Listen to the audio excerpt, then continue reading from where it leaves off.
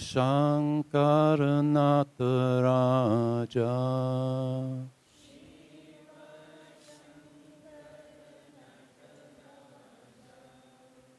Shiva Shankara Nataraja.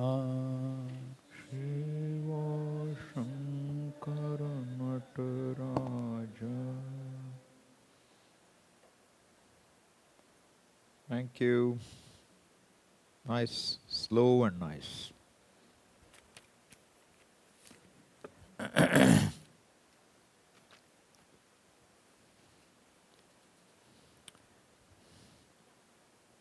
What would be the right words to use in a condolence message, apart from the usual, sorry for your loss?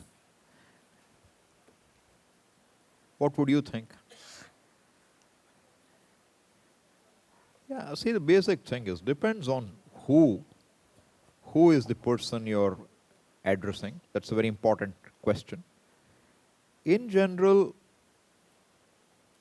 in a condolence message, what we try to do is to make the person feel that he or she is not alone, that we have seen sorrow.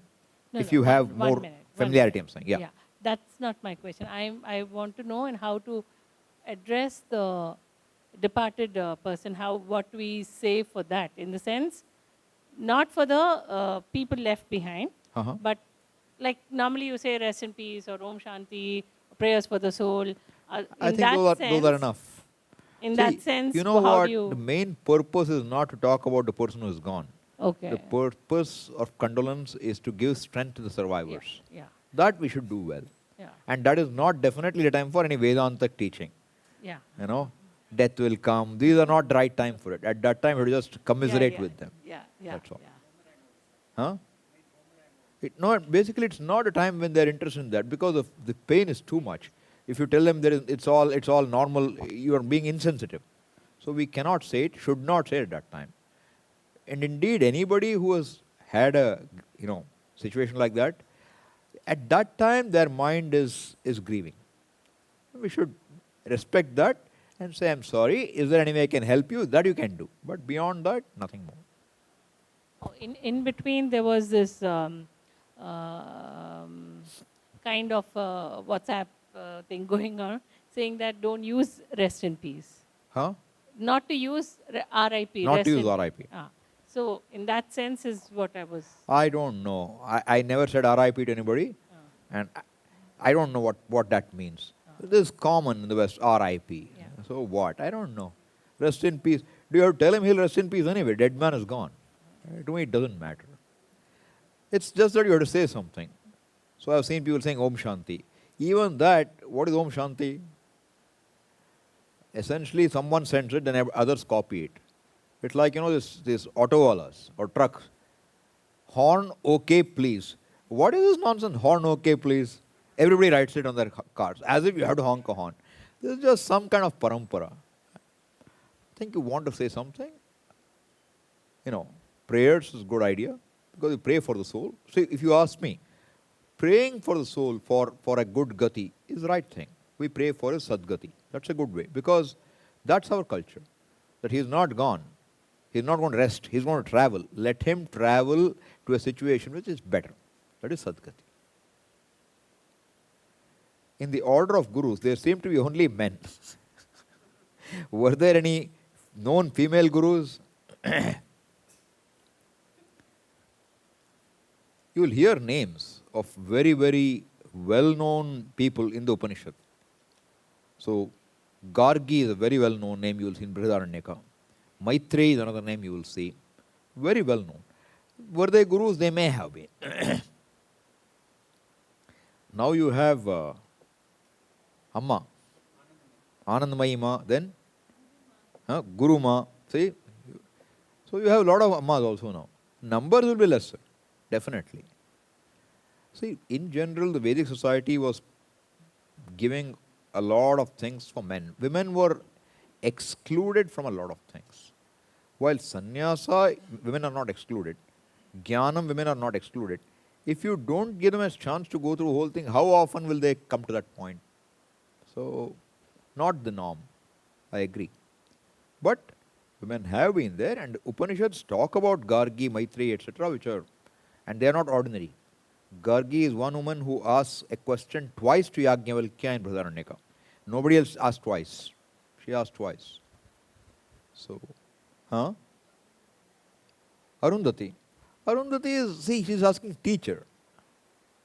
See, Gargi is questioning Yajnavalkya, who is the foremost teacher of Vedanta, because in that context I can say she would have taught. I mean, it's very likely she knew what she's talking about.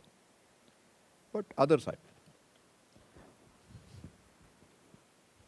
When you come to the study, it is better to, see, we want to go from human to something more subtle and subtler and subtler, to say one where there is no Vishesha. Why do you want to go from there to I am a woman? That identity is a problem. That's why this question comes. I am a woman, and why women are less? Why this gender business, gender equality, gender neutrality? These are all modern business, okay? Fact of the matter is this. Which gender you are, it doesn't matter. A jiva has no gender. You are a woman today, you may have a man last janma, next janma what you will be, you don't know. Gender is physical body, not even sukshma sharira, physical body level. So, the tendency in modern society is to throw this issue up about gender equality and gender neutrality. I think what's important is whether each gender has a role to play, and we play that role well. Each society has a different role. This equality is more of a modern fad. Everything is not equal, you know. So, what the mother can do for a child, a father cannot do. Cannot do. So, I had colleagues at work who one day came and told me, nowadays, you know, he's not very alert during the day. So, what happened? What's going on? No, we had a child. Okay, so what? A child wakes up. Okay, then what? Me and my wife had an agreement. What's the agreement? We both will take care of the upbringing of child equally. No, not all one. Therefore, we decided no breastfeeding, so that both of us will give formula from day one. This is equality. And therefore, one day he has to get up, one day she has to get up in the night to feed the baby, so that both can sleep. This is all funny ideas of equality, okay? Not that you are saying it. All I'm saying is this gender business has to be kept at a level. And when you come to Vedanta, gender is not your identity. Drop it. Okay? The number of women in our class far exceeds the number of men. So too with the group from Gujarat, and also the children's group that have come now. You counted a lot of statistics you've done. Huh? Just an observation. Brilliant. Which means your attention is there to the gender very strongly. Any reason behind this? I think it's your prejudice. No. Reason, I'll tell you, it's not only here. In general, I think more women now have the leisure, the time, the inner leisure perhaps, to come to a class, more than men. This is not just here. Sailorsburg is the same story. Nagpur course, I think, is probably the same story. I don't remember offhand, but it's not uncommon. More women seem to come. So that I think is because of probably, you know, they maybe they have a little more leisure, maybe. Because you won't find too many brahmacharini women coming. It's all family. And a little later in life, generally. That seems to be the trend. But you're right, I'm not denying the trend, it's there. Why? I don't know. That's how Bhagavan is right now.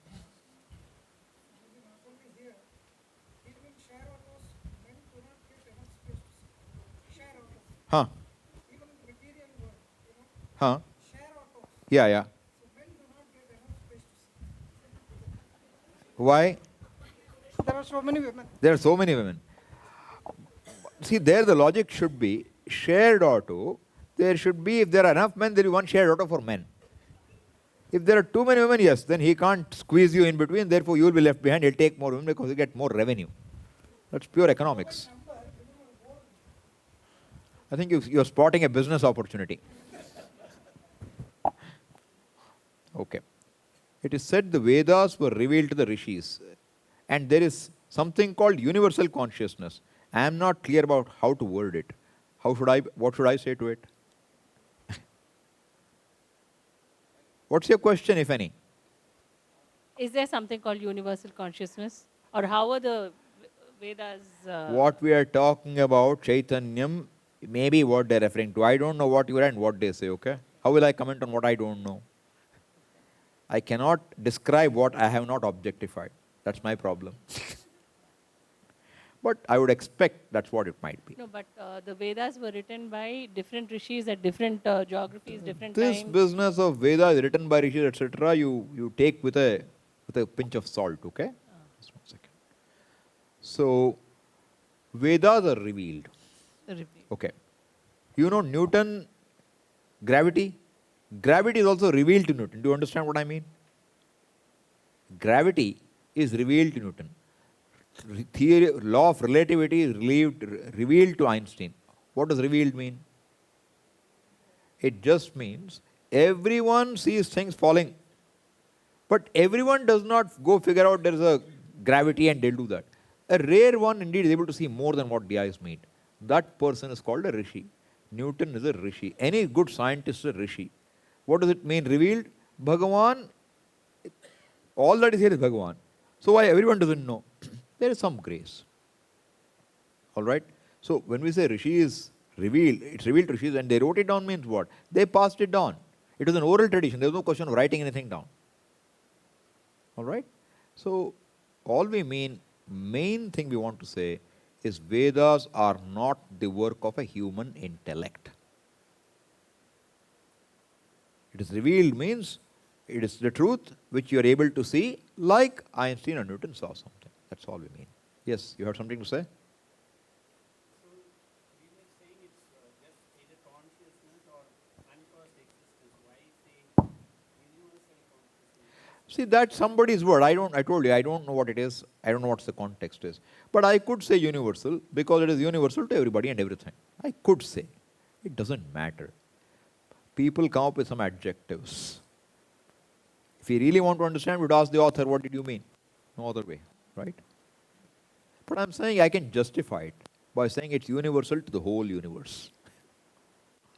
But it just gives scope to think if you don't put universal, that could be some other consciousness also, which seems going against what we are talking about. It's speculation, let's leave it there. Doesn't help us, does it? We'll drop it. Please define Sanatana Dharma. Sanatana Dharma is the Dharma which is going on forever, which has always been there. In the sense that our Dharma is called Sanatana because untaught, a person knows, I don't like to be hurt, others also don't like to be hurt. So if you just follow this basic understanding, your Dharma, what will come, will be Sanatana Dharma. Sanatana means which has been forever. It is not taught. It is not something which was forced with an commandment, 10 commandments. The commandments are actually in the human mind. As I said, if I don't like to be hurt, others also don't like to be hurt. If I know that, how will I behave? What would I do? Unless you are taught that believers are in one category, non-believers are a different category. Non-believers are kafirs. You can do anything to them. These are all twisting the minds. But Sanatana Dharma is Vaidika Dharma. I don't know a definition for it. Okay, Sanatana means which is going on like a flow.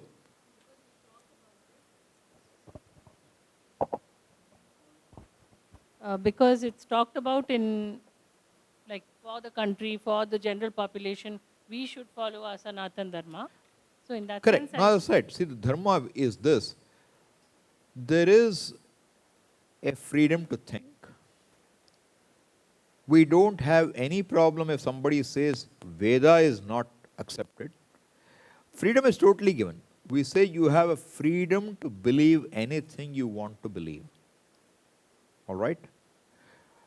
But you let others have the same freedom. Number one. So we respect any form of worship. We respect any beliefs. We don't question, why do you believe that? We don't ask. So, but the problem is now others try to, impose their belief on you. They want to make the whole world the same color. You know. And Sanatana Dharma means that you have freedom to live your life as long as your freedom does not hurt others. That's the basics of Sanatana Dharma.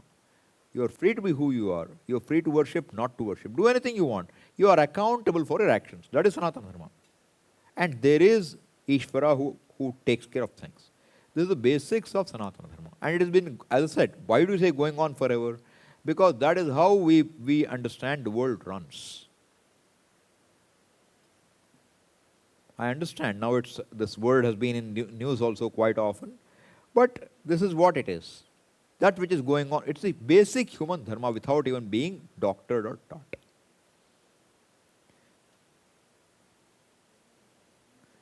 Okay, few of us will be leaving 11 a.m. on 15th Wednesday. I hope we will be able to finish the verses before that. We will, definitely. Okay. What is the earliest time people are leaving? 15th. 11 a.m. Anybody earlier than that? All later than 11 a.m. on 15th? My question is heard? I don't know. Everybody is just looking. I don't know if nobody else is leaving. 11 is the earliest. Okay. Who is leaving 11th? 5th? You and who else? 2 of you. 3 of you. Okay. We'll finish before 11. Don't worry.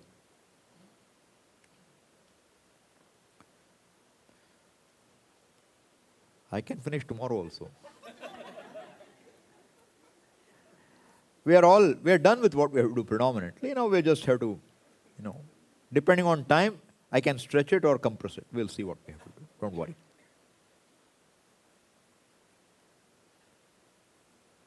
Okay. What are the obstacles to achieve a contemplative mind? How to deal with the mind in the areas where it gets stuck? Obstacles to achieve a contemplative mind, I thought I dealt with that yesterday. So there must be something extra you have in your mind which you want to ask? Is there something?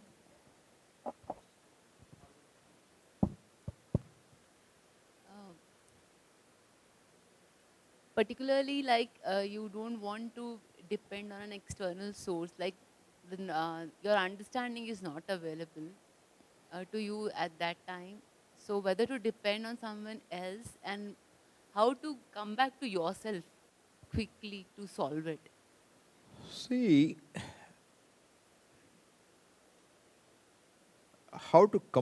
basically you're getting carried away by the situation, right? So Am I understanding correctly? So whether to seek help from outside or we can autocorrect ourselves, how to shortcut it?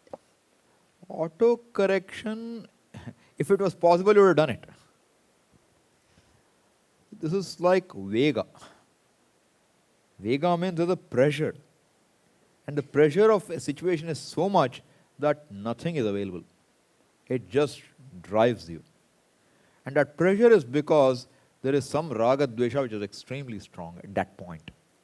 It has to be this way, whether we are aware of it or not. And normally we justify. Those are things we justify. How can it not be like that? It should be like that. That is only right. This is all wrong. When you have these very strong values, then typically that pressure will come along with it. Because if it goes against it, your whole system will militate against it. Because you have such a strong conviction in that. So unless you start seeing, when the mind starts resisting, if you can spot it at that time and you can say, this is how the situation is in my perception. Now, how can I respond? If you take this much time to be able to think, you will calm down. Likely you will. And if this is a situation that happens in a given context often, then you know what kind of situations you can't handle. Then you have to pay attention why you can't handle. What is your agenda there? The agenda is general good. Swamiji, this is what dharma is. Dharma is not being followed. I can't accept it.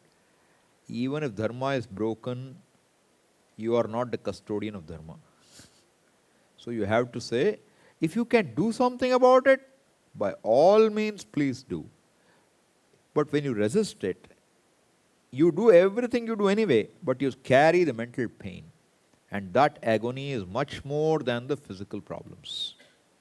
And you can carry it for days or years, depending on situations, So I'm saying it's not helpful to us. It is good to say, I do what I want to do and wash my hands off the matter. But normally we don't do that. We are unable to do. When we are unable to do, it's even more frustrating. Therefore, it sticks with you, which is why I say whenever we find ourselves in a spot, it is good to say, if you can't do anything else, pray. Do something. Act upon your frustration, otherwise it is difficult to drop. You have to act on it. Action may simply be prayer. With a prayer that may I be able to drop this.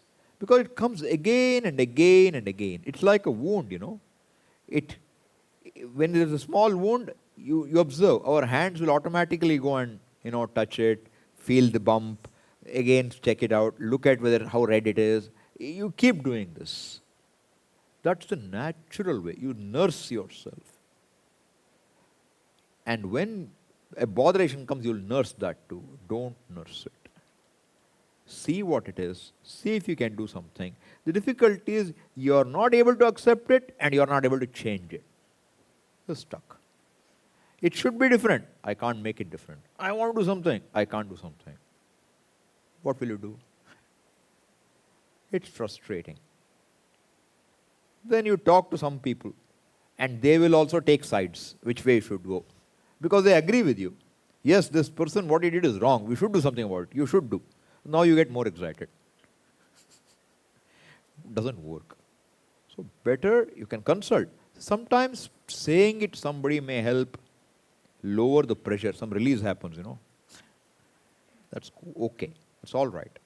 But I would say find out what is the source of pressure, what is the agenda you have due to which that pressure comes, and then address it.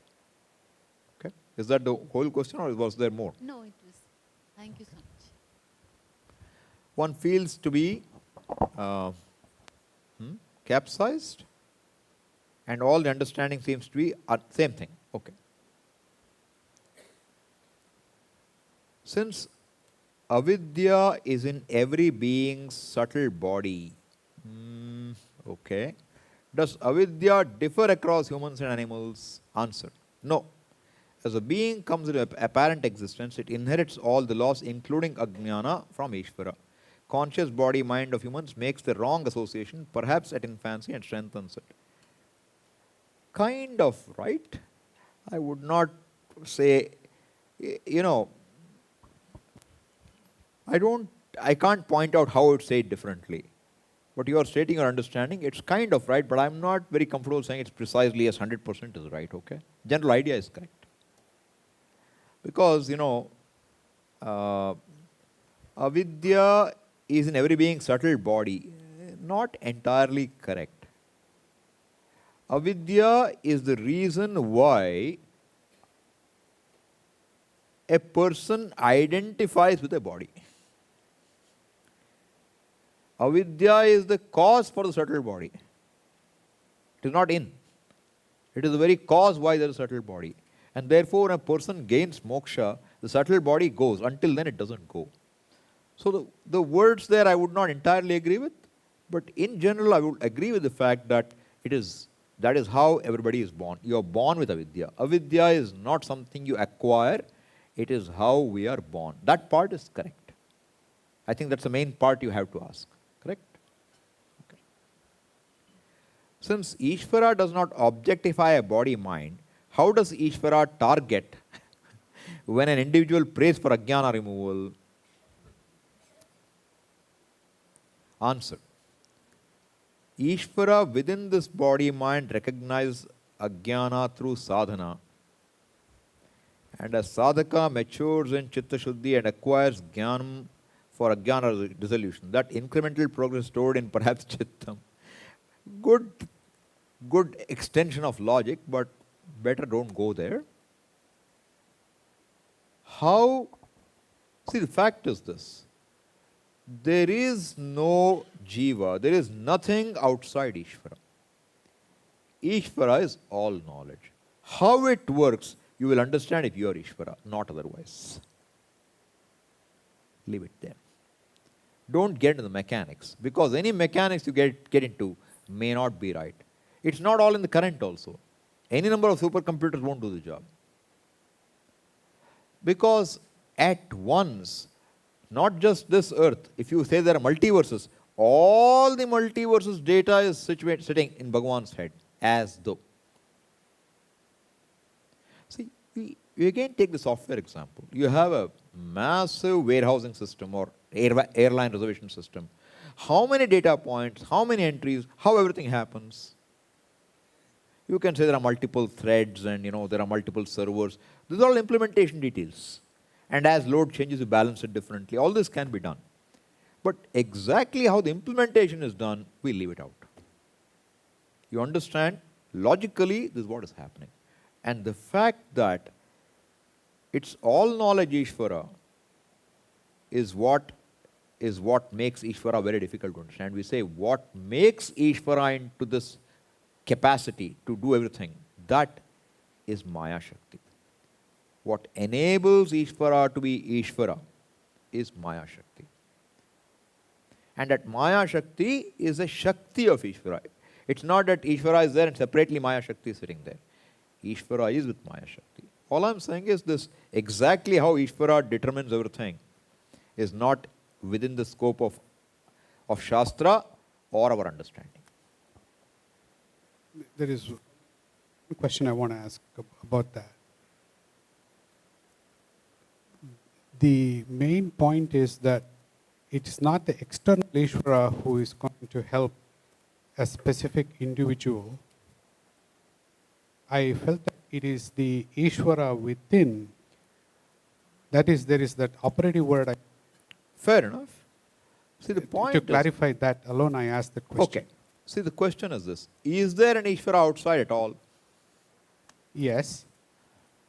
I There mean, is only outside one. means, Huh? I'm sorry, I misspoke. No Ishvara outside. There is There's only no, Ishvara. There is no. There is only Ishvara. Correct. Inside or outside or within, both within Ishvara. Inside, outside are human constructs. Are standpoints from an ignorance standpoint. Yeah. Therefore, there's only Ishvara. So we say, like I said, every cell is intelligent. Every quantum particle is intelligent. All intelligence is available in every point, everywhere, because everything is Ishvara. But what manifests at a given place, how Bhagavan manages, we don't understand. But what we say, what Swamiji used to say, it's all a matter of avarana and vikshepa. So you have, if you have the Boolean number, let's say I have the number 8. What would you write? 1, 1, 8 would be what? 1, 1, 1, right? 1, 1, 1. Boolean 1, 1, 1. Now, if you made 1 into 0, one of them into 0, you get a different thing. You play with 1 and 0, and the whole data is available in 1, 0. 1 is on, 0 is off, right?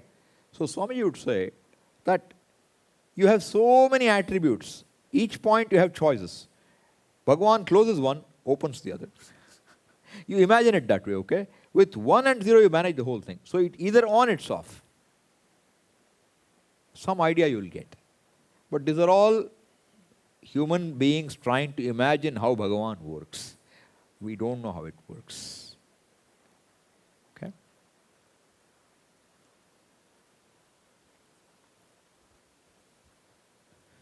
And from my knowledge, Shruti doesn't address this anywhere, how exactly it works. They just said he is Sarvagyaha Sarveshwaraha, Sarvantaryami, as though inner to everything. Yeah. Because Antare Tishthanamyati, as though inside he is directing everything. That's what we say in our morning meditation prayer. Yontaf pravishya mama vacham, as though he has entered my speech and makes me speak. Entered my indriyas and make them work. And the Upanishad, in order to show there is only one reality, says there was only one. Then what did it do? It created the whole universe. Then what did Ishvara do?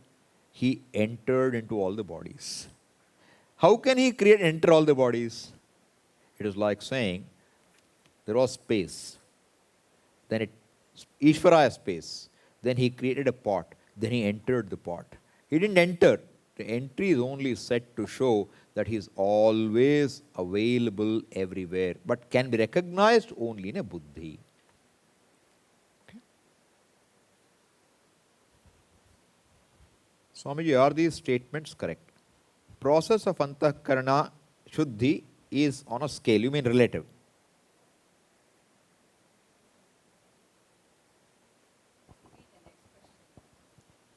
Both ajnana and dissolution of ajnana are Boolean. Yeah, there is either ajnana or there is no ajnana. If that's what you mean, you're right. Yes, but there is, for the second statement, the ajnana that someone, a jivi, has, it's the same, meaning it does not vary between people. No, it doesn't vary. Right? Yeah. Yes. So, okay. So the first statement is, unlike ajnana, where you either it's have analog. it or you don't have it. Antahkarana should be analog. Yes. It's not digital. Yes, yes, Correct. yes, yes. And the reason I asked is, whatever sadhana we do in this janma, Yeah. next janma, if we are fortunate enough, born as human, we will pick up from there and continue. Yeah. True. True. But we may not start as soon as we are born. Again, it could possible. happen anytime. Possible. Possible. Basically, Bhagavan says, if a person chooses me, they choose me as the goal, then there is no more going back. Nahi kalyanakrit kaschyatu durgatim tata gacchati. Prapya punyakritan lokan ushitva shashvati samaha shrutinam shrimatam gehe yoga brashto abhijayate. You will be called a yoga brashta. You will pick up the threads and continue somewhere in some time. That's true.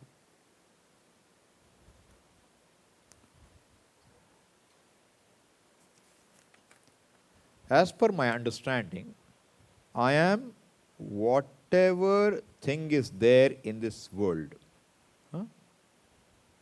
As per my understanding, in whatever thing is there in this world, there are two components: existence, knowledge of that object.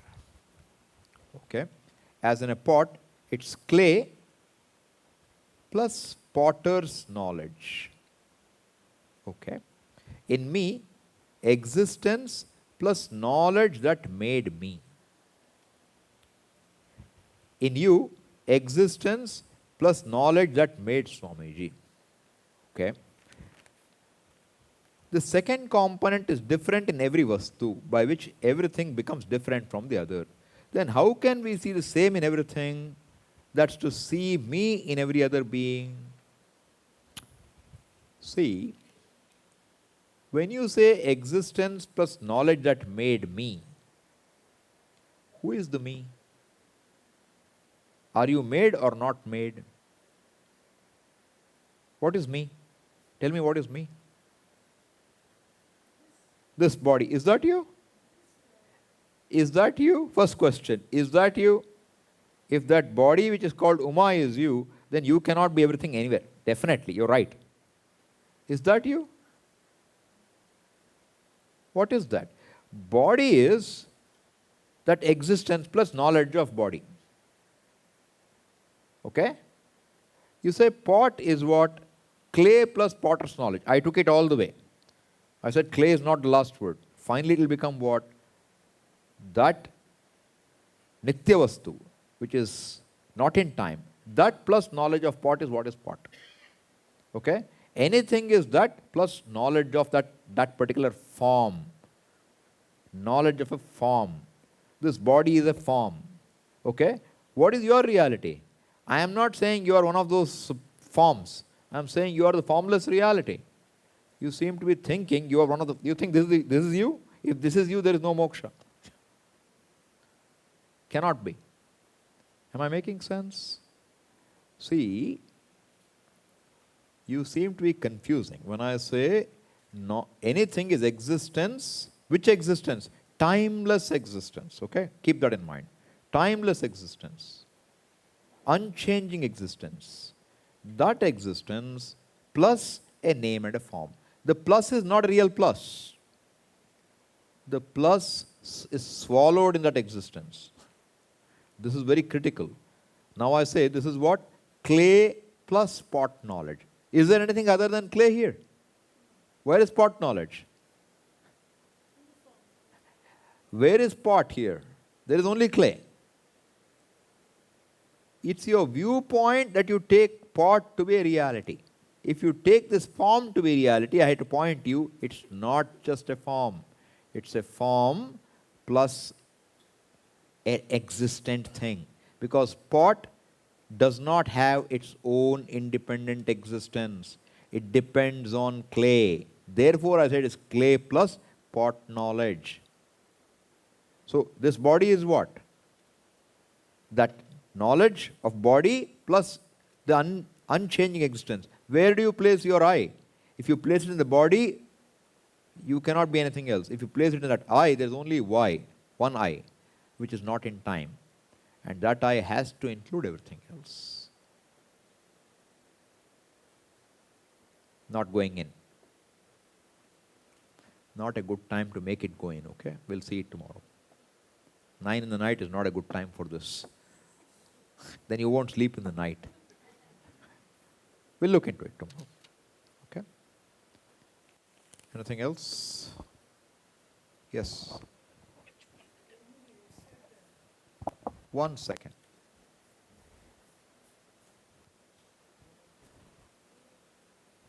You said we normally do not use the example of snake and rope. Uh-huh. So I said Shruti does not use. I didn't say we don't use. I have heard many Vedantic I'm speakers. repeating. I'm saying Shruti does not say. Note. You read all the Upanishads and tell me where you find rope snake. Show me one.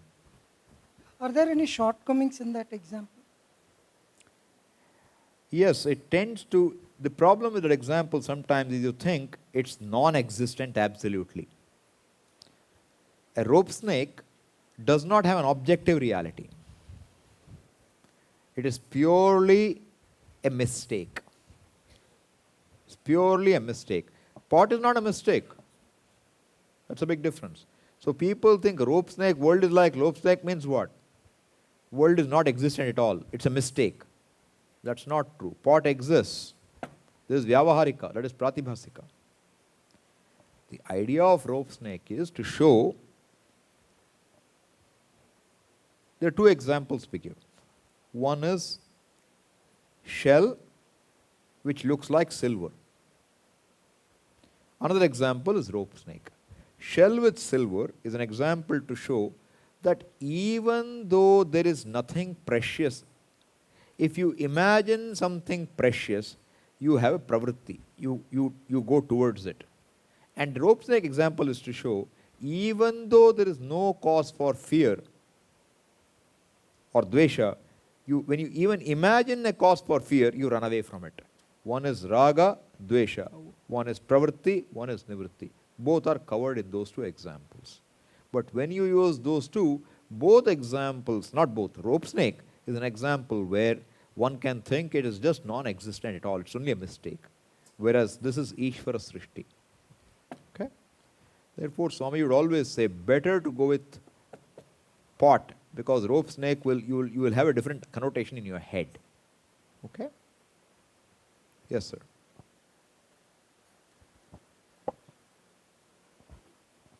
Just want to clarify, in Sat Sit, Sat is existence, Sit is pure intelligence or the knowledge. And they are not separable. Is that right? My understanding Correct. right? Correct. But if you are going to look for such it somewhere, you will never find it.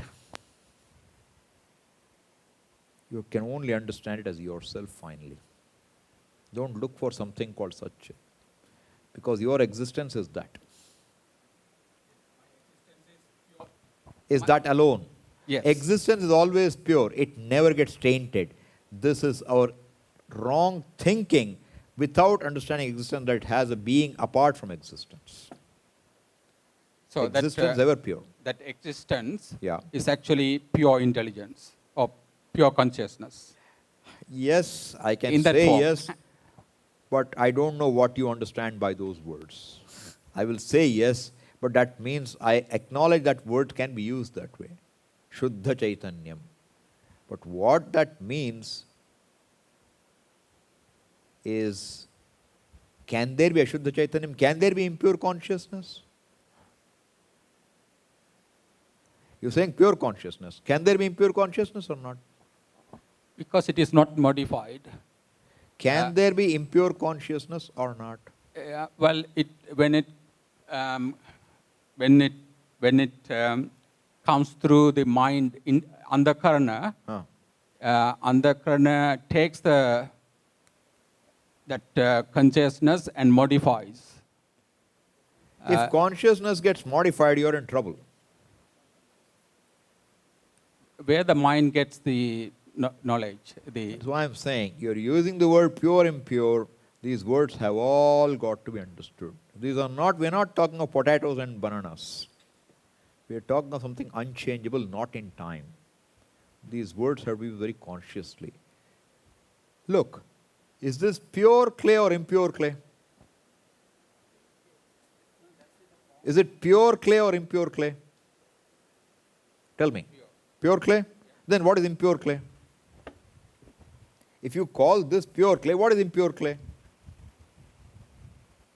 Is this pure gold or impure gold? Assuming it's golden, okay? 24 karat. Is it pure gold or impure gold? Pure gold. Pure gold. Yeah. You know what we mean by impure? If you see gold through this chain, you see gold through this chain. Chain, name and form, along with that you see gold. It is as though an impurity. It's not an impurity. It is as though an impurity. If the gold is mixed with another metal, That is not gold anymore. That is not the pure impure we're talking about. Pure consciousness, you cannot mix something with it. I think here the Sith actually coming and mixing with the material. You can't mix. There's only chit. Material is an appearance. Look at this. In your dream, how many things did you see in your dream world? Let's say you saw the ocean, and you were on a wonderful cruise liner, and you fell off the ship. When you wake up, are you wet? Do you see water all around? No. Did it stick to you? Did water get mixed up with you?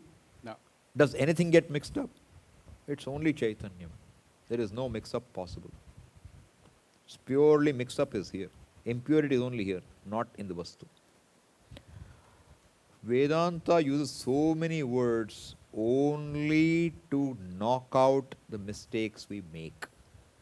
There is only one and one existence which is awareful, which is limitless, which we want to understand.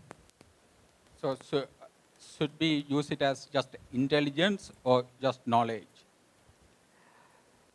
I cannot answer these with these words because all your words are having some meaning which is literal. So Siddha, when we say Siddha, Leave the words alone. What I said to her applies to you also. Not a good time to answer this right now. We'll look at it tomorrow, okay? Yeah. I don't know.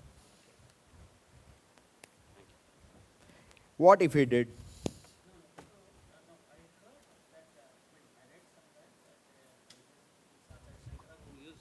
This Drishtanta, and also interestingly, one of the old Tamil works, Agananuru, has quotes this exactly same. Raju Sarpa, it quotes, but in a different context, as in a poetic sense. But as far as this one, this Acharya Shankara has used this Drishtanta as a first. Acharya has used, other acharyas have also used. I am not saying the Drishtanta is wrong either, but has a potential to be misconstrued, that's all.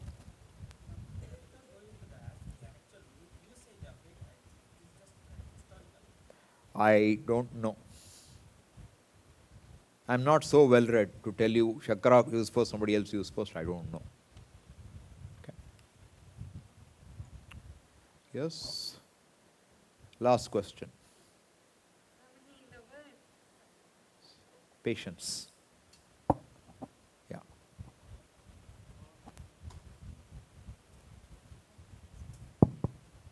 You were talking about the steps in meditation, that watch the mind, we should not do it for a long time and move to the next step. What's the reason for that? If you watch the mind,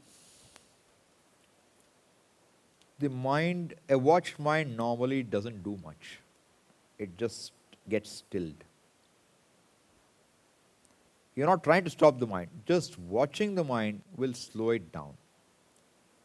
So there are people whose meditation is just watch the mind. What does that do? Swamiji would say, the mind is meant to think. It is not meant to be watched. If you do it for too long, you are damaging the thinking potential. So he would say, the mind is not to be stilled. You have to understand that the moving mind is mithya. You don't have to stop the mind. You don't have to watch it. But watch the mind momentarily to see that it is also, you are free from that too. Just objectify, to be objective. Purpose is only that much. So, see, this is something which you don't see in a book. But this Puja Swami has said in a few times that don't make this step is very brief. Don't make that your meditation. It's okay to watch the breath. Okay to watch your senses for a length of time. Okay to watch your body. But don't watch the mind for too long. That's what Swami used to say. How long is too long? Like, he would normally barely give a minute or two to do so. Not like 10 minutes you keep watching. See, different thing. I tell you what, you just even drop watching the mind. In that you can be forever if you want. There's a difference between watching the mind as an activity and just being. Watching means there's a part of you which is trying to look at the mind. That if you drop, it is not watching anymore. Watching means you're deliberately seeing what's happening in the mind. That's your job. Don't do that for too long. Okay? You also have a question? Okay.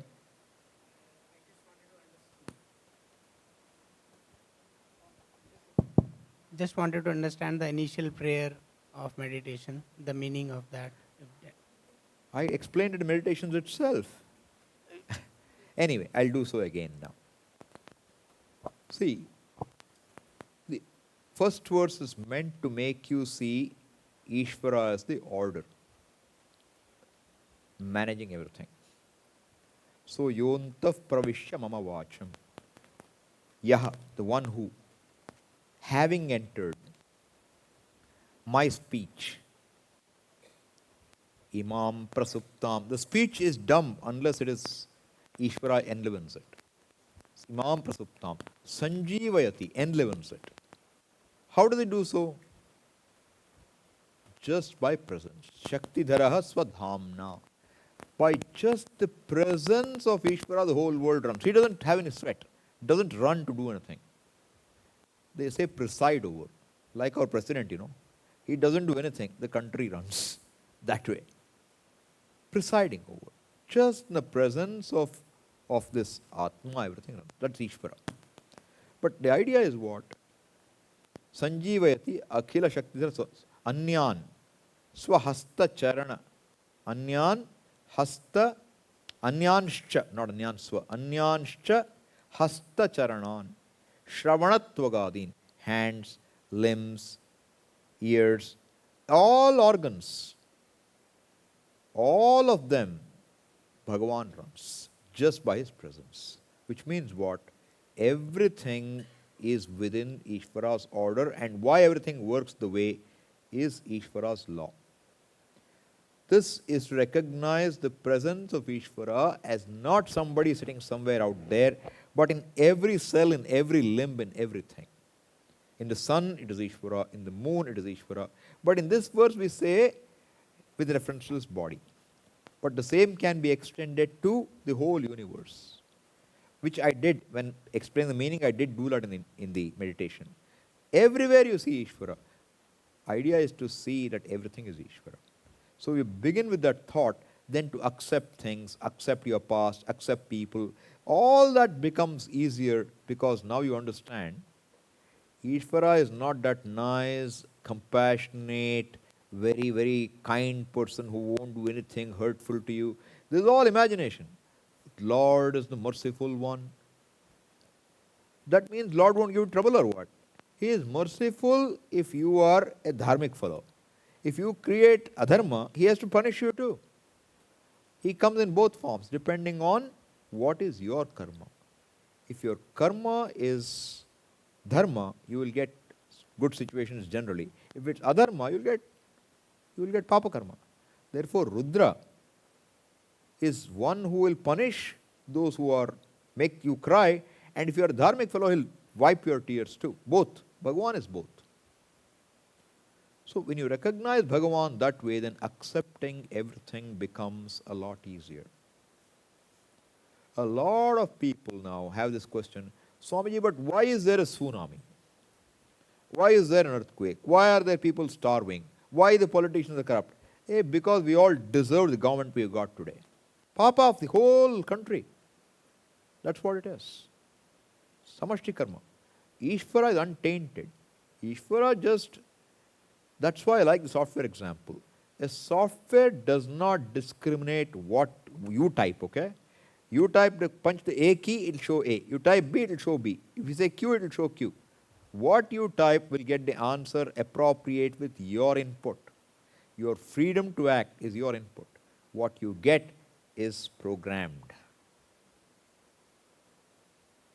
So you recognize everything is as it should be because the system is bug-free. It's bug-free system because it's all knowledge. Because our software is always having bugs, you know. Anytime it may be there and somebody may hack your system and what's a bug again? Bug-free means you have to be all knowledge. You cannot conceive a human being work being perfect. To be bug-free, you need all knowledge, and Ishvara is all knowledge. Once you say it's all knowledge, anything you see, from your perspective you think it is wrong, but that is your perspective because you don't know the whole. From your knowledge you say, why is there a tsunami? The tsunami is needed for some reason. Why is there an earthquake? It's needed for some reason. Today we have all our river, our water in India, perennial rivers are coming from Himalaya. Where was the Himalayas? It was in the ocean bed. There was a huge, they say, collision of tectonic plates or whatever. Why did it happen? At that time, imagine what kind of situation would have been if people lived there. Chutney. But today, do you see it as a blessing or not? Himalaya giving glacial water supply to us and China, Tibet, all. Is that a blessing or not? So is that event a blessing or it's a curse? How will you say?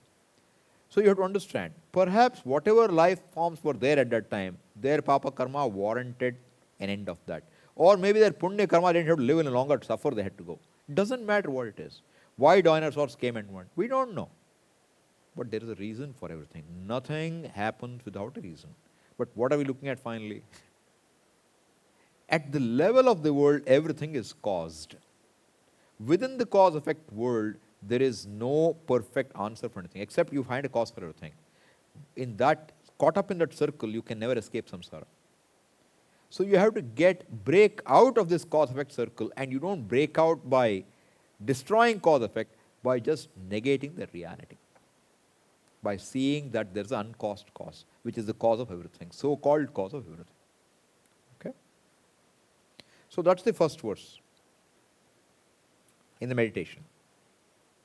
To make you aware of Ishvara as the presence, especially in this body, in this mind. So you recognize, see, my thinking is this, if you understand the verse. That's why I normally explain the verse in the first and second days, at least, to make sure you follow what I'm doing. Then I'm assuming you will remember next day what it means. So that when I say you become meditative, you see what Ishvara is about. The second verse is saying,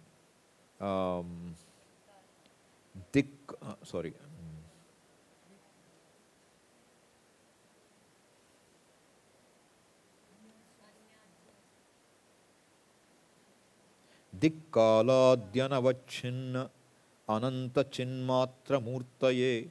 Now we are not looking at Ishvara as Jagat Karanam, who controls everything, manages everything. We want to look at Ishvara, understand Ishvara as the unchanging reality. Everything is unchanging reality. We miss that. First shloka is to help accept what you see around you within your perceived level of reality. Because you recognize Ishvara in everything. The second verse is, now you're transcending this perceived realities. And you want to see what's that. What is that reality? Dikkaladhyanavachinna. Not limited to any time, any place, or any object. Ananta chinmatra murtaye, whose form is only the limitless consciousness which is. How do you know it? Swanubhuti ekamanaya. Mana is knowledge, means of knowledge. Ekamanaya. There is only one way to know it. What is that? Swanubhuti. It is me. Not as okay, Swami, I will agree. Shruti says it must be so. That won't do here. Swanubhuti ekamanaya. Namashantaya tejase. My salutation to Ishvara in that form, which is absolutely at ease. Shanta is Ananda. Tejas is consciousness which is shining, aware. So trying to cover both what we call a phenomenal universe being in order and the reality which transcends it. Same two verses we saw in Kathopanishad, similar idea. Eko vashi sarva bhutantaratma. Right? Ekas ekam rupam bahudha yah karoti. Tamatmastham yenu pashyanti dhiraha tesham sukham shashvatam netaresham. This is a relative universe. Then what? Nityo nityanam chetanas chetananam eko bahunam yo vidhati kaman. There both came. Eko bahunam yo vidhati kaman is Ishvara, who is the one who gives, bestows karma phala on everybody. That alone is Nityaha Nityanam, the one who is unchanging, recognizable here and now. And that Ishvara is the one who is Vashi. So you connect now. Jagat Vashi is Ishvara. That Ishvara is this Chaitanya. Connection. Similar words you will find in Shvetashvatra Upanishad. There it will say, Eko Vashi Sarva Bhutantaratma Sarva Vyapi Sarva Bhutadi. No, Sarva Vyapi. Second line goes, Bhutadivasa Sakshi Cheta Kevalo Nirgunascha. These two words of Kathopanishad as though compressed into one in Shvetashvatara. Very beautiful verse.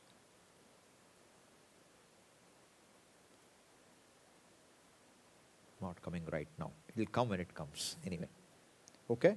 So the verses are meant for that. See, ideally, this question should ask day one.